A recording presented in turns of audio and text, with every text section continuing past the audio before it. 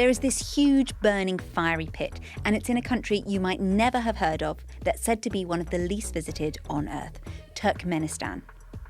Now, this pit has been on fire for more than 50 years. Some people call it the gates to hell. But all of that could be about to change. It could be extinguished for good. So in this episode, you're going to find out why it's on fire in the first place and what it will take to put it out. I'm Hannah Gelbart, and this is What in the World from the BBC World Service. To find out more about the Gateway to Hell, I'm here with Alex Rhodes from the What in the World team. Hello, Hannah. Hello. So show me what it looks like. Yeah, let's look at some photos of it first of all. And it is kind of as you described, this huge fiery pit, middle of the desert. It looks very spectacular, especially at night where it's kind of the only light source for kind of miles around, really. So it's 70 metres wide, 30 metres deep, and it's in the Karakum Desert, which is a vast part of Turkmenistan. It makes about 70% of Turkmenistan. It really is massive. And this pit just burns and burns and burns, and it's been going for about 50 years now. Is it like a natural crater, and how on earth did it get to be full of flames in the first place? Well, one of the very interesting things about it is we don't actually know how exactly it formed. We think that it started in 1971 because Turkmenistan used to be part of the Soviet Union. And we think that they were basically drilling for oil there. They thought there was some oil underneath. While they were doing that, they hit a pocket of natural gas. That collapsed everything in, and then it started leaking methane up into the air.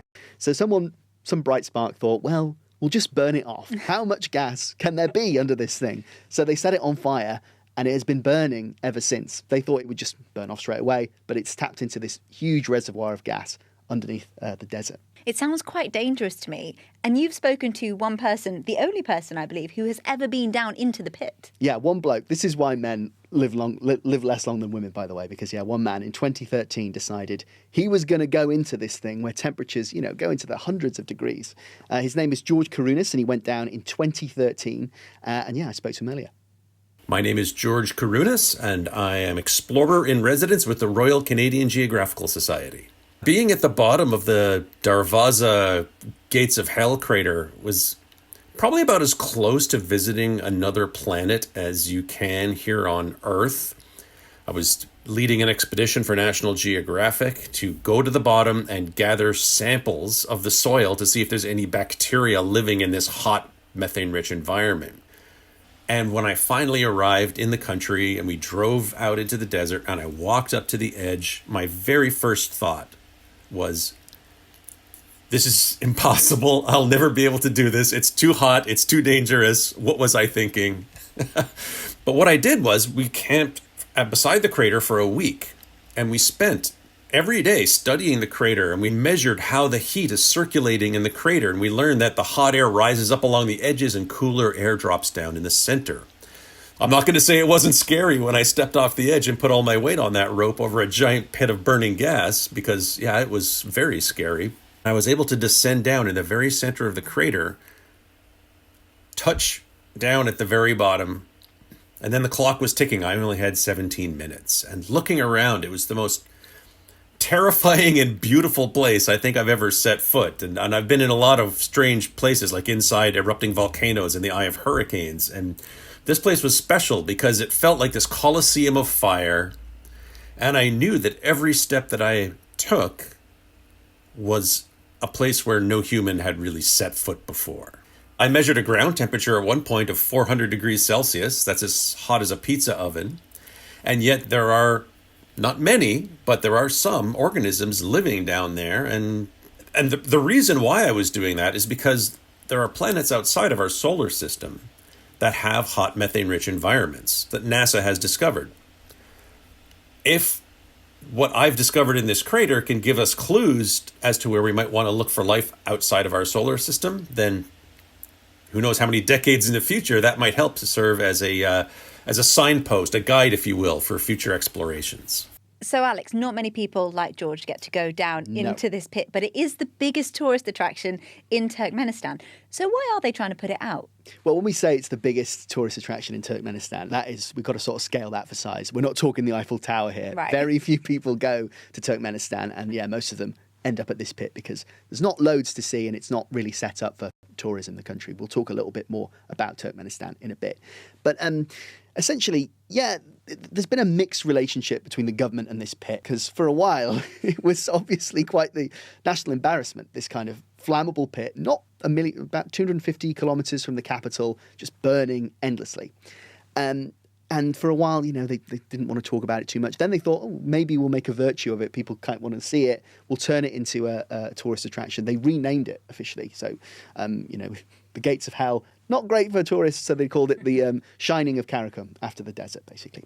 But then, as now in the world that we live in, climate change is a big problem, big issue. Countries want to be seen to be doing something about it. And, it turns out burning gas just into the air is not the greatest look in the world. Interestingly, though, so it's methane coming out of this gas. If they hadn't burnt it, it would actually be more harmful for the environment, because methane is worse than carbon dioxide.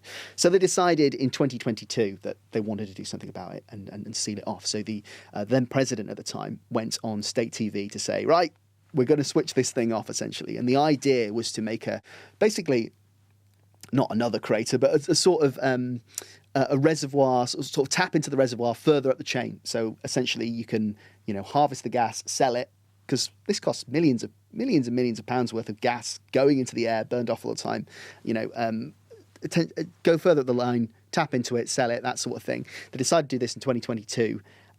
First, with kind of mixed success. It didn't look like anything was sort of happening. But in the last year, since about this time last year, satellite imagery has now started to show that there's 50% less sort of flames coming from this thing. It's not as visible at night from space, which suggests that it is starting to work, and that maybe in the future it will go out forever. I don't know much about Turkmenistan, where this big fiery pit is based. What can you tell me about the country and who's in charge of it? Well, that's the thing about Turkmenistan. I think if you went up to people in the street and asked them, what do you know about Turkmenistan? They would struggle to tell you almost anything about it, let alone find it on a map. But luckily, here at the BBC, we have people whose job it is to look into these very countries. Do we have a Turkmen expert? I've been speaking to Alistair Coleman. He works at BBC Monitoring, a part of the BBC that, basically monitors different parts of the world. And he told me this.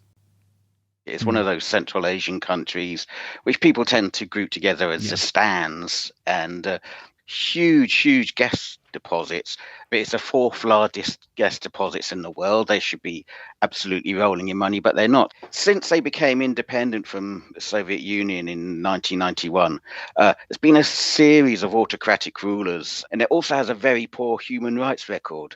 It's only ever had 3 leaders since 1991. The first was a chap called Saparmurat Niyazov, who called himself Turkmenbashi, which means the father of the Turkmens. And he became really well known for his despotic rule. He did things like changing the days of the week. He closed all the hospitals outside the capital, and he built a giant golden statue of himself, which rotated to always face the sun. What is it with dictators and building giant statues of themselves? Oh, they love it, don't they? It was a very strange time for Turkmenistan, and unfortunately, the poor people who lived there did suffer. You mentioned 2 others. They're a kind of father and son combo, aren't they? After Turkmenbashi died, their former dentist called Gurbanguly Berdimuhamedov became president. So, giant statue of himself, golden, riding on a horse. Day one, big gold statue. That's big gold statue. Decreed that citizens should only drive white cars. Only drive white cars in the whole country. People had to repaint their cars. So eventually he stood down and his son took over. Often these sort of autocratic leaders like to keep it in the family, don't they? But he's not quite as charismatic as perhaps his father was. Well, no. All the press photos you get of him, because it's a personality cult, he's on the front page of the state newspapers every single day. He just looks like he's sat very bored behind his desk. In reality, his father is still in charge. The other thing that maybe, you might have heard about Turkmenistan about is its carpets. Oh, yes, they have massive cotton harvest every year. And so one of the great exports from Turkmenistan is hand-woven carpets. It's the only country in the world to have a carpet on its flag. They carpet outdoors for big things when the president turns up. It's quite odd in a way, because we don't hear that much about Turkmenistan, whereas, other more sort of outlandish dictatorships, essentially, so like North Korea, get loads of attention. Why not Turkmenistan, do you think? Well, Turkmenistan is a bit different in that they don't actually provide a threat to the outside world. They try to be neutral in all things, which basically is they're trying to attract outside investment. Alistair, thank you very much. Thank you. So the president wants to put this fire out. Why has it taken so long?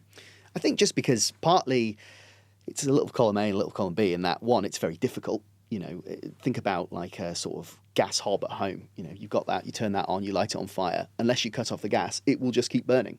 And it's easy to turn off your oven. It's not so easy to turn off the gas supply in Turkmenistan. As Alistair said in his part, Turkmenistan is a huge reservoir of natural gas, and this seems to have just been the wrong time at the wrong place.